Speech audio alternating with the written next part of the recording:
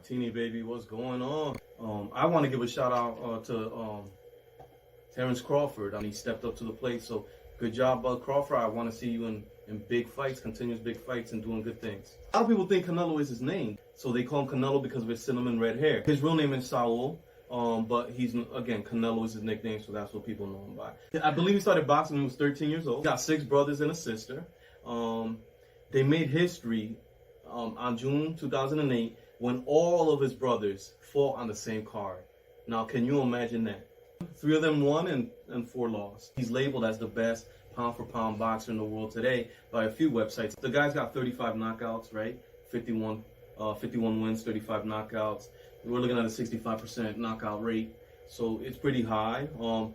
5'8", the guy's 5'8", he's not that much taller, but he is, you know, he's put on the weight as he's gotten older. And he's had 54 fights, guys, but 34 of his fights have been in Mexico. Even though it's been 7 years since he's fought in Mexico, 34 fights were in Mexico. The last 20 fights have been in the United States, more than half in Las Vegas. That's his second home. We're talking about a guy who has fought 14 former world champions, 5 former world title contenders.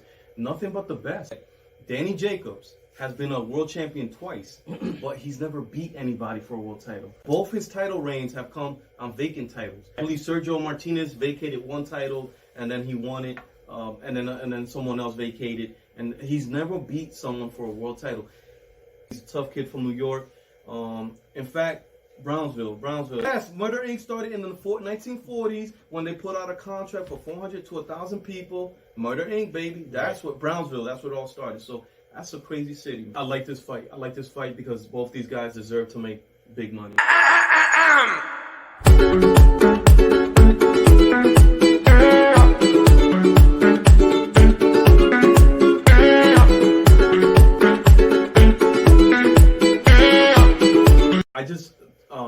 I'm telling you, man, my heart's with Jacobs, man. He's a true warrior.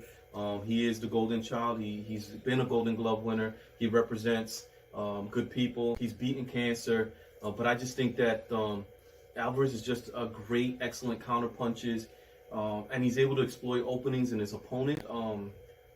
He guards while avoiding punches to the head.